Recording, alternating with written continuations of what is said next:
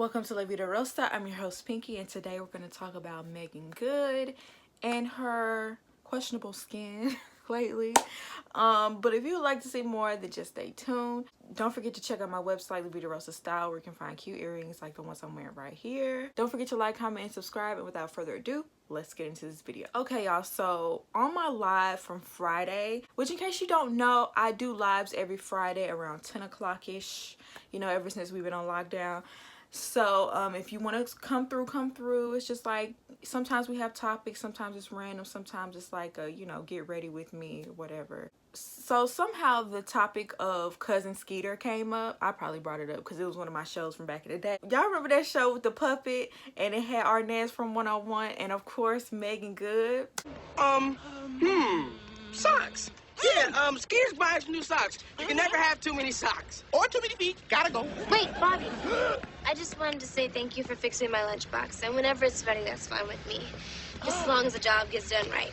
After all, it is going to be my family for a very long time. So that's where I first found out about Meagan Good. She was in various movies even before that, like Friday, and went on to do movies like Stump the Yard. And recently she was in a movie with Michael Ealy. Also, she has married her husband, Devon Franklin.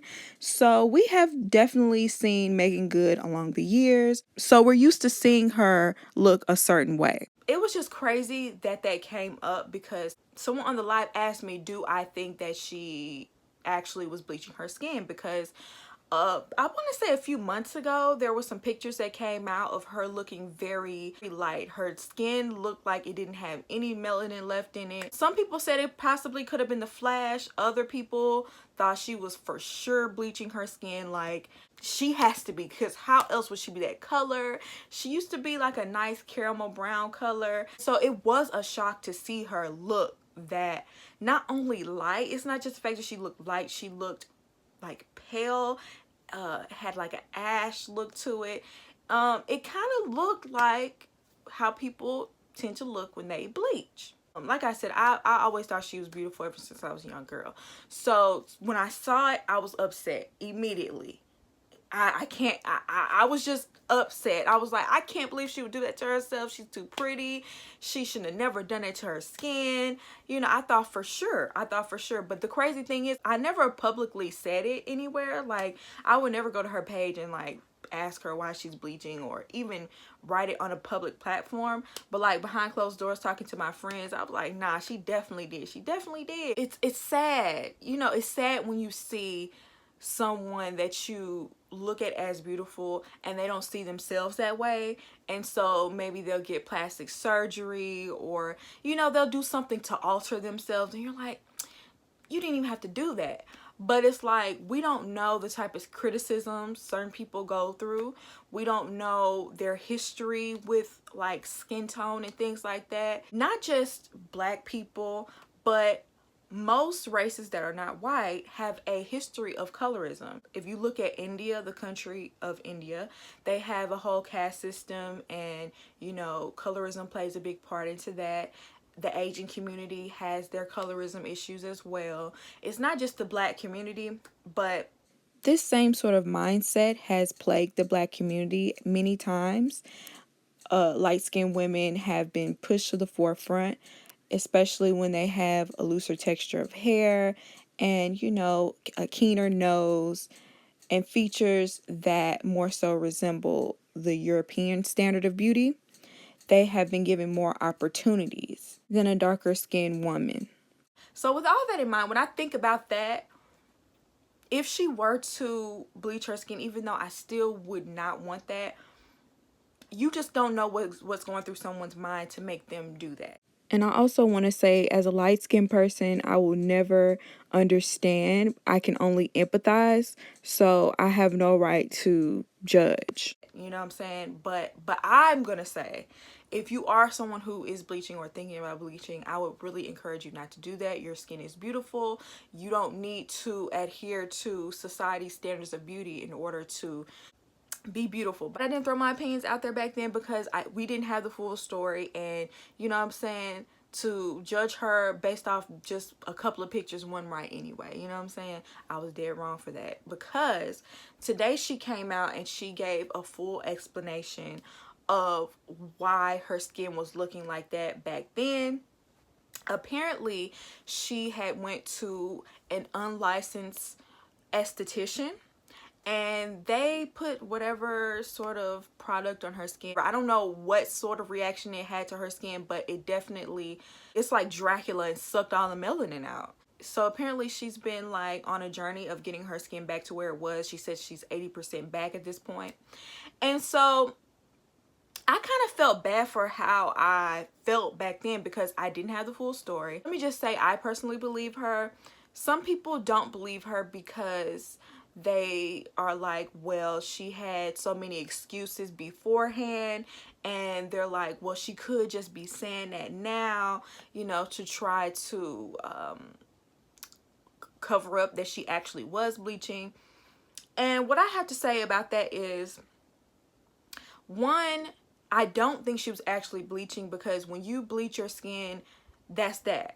Like, your skin does not come back from bleaching. Once you bleach, it is what it is. Your skin, you know, it lightens, it turns to like a odd color, a color that doesn't even look natural, and sometimes it looks orangish, sometimes it looks grayish, and it doesn't really come back. I've never seen a case of someone like bleaching their skin and it coming back. Meagan Goods, you could see from this post that she posted,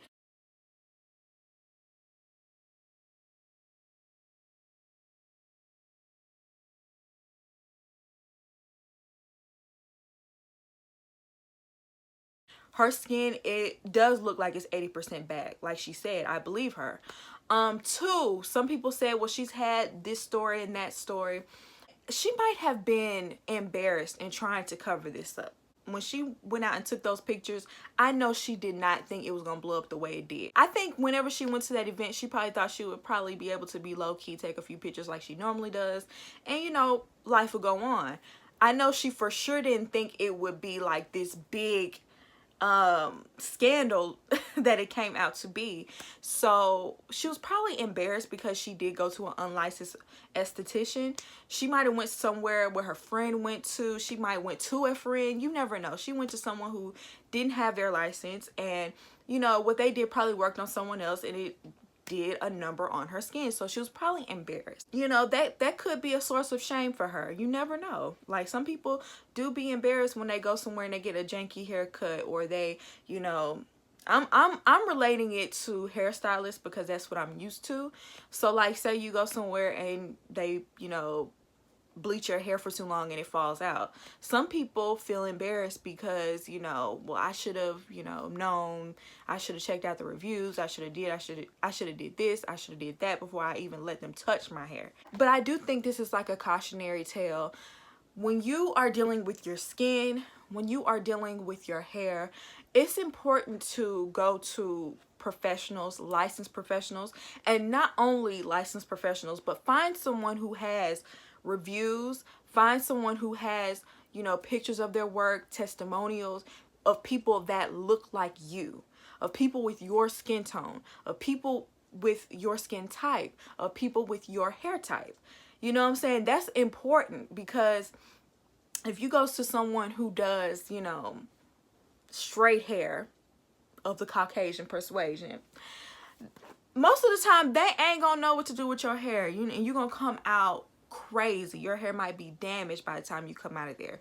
And you know, I do place the blame on the hairstylist, but some of the blame does go on you, because you should, you know, vet the people that you allow to, you know, make alterations to your person. You know what I'm saying? I would definitely encourage you to look up people that have experience with, you know, melanated skin, black skin, dark skin, kinky hair, and people that actually care about hair care and not just trying to get $1. I think once you do research, you'll be able to find those people. You know what I'm saying? So that's all I really had to say about this topic. Y'all let me know what y'all think down in the comments, as long as you're respectful. I'm curious to know what y'all have to say. I hope you enjoyed this video, and I'll see you in my next one. Peace.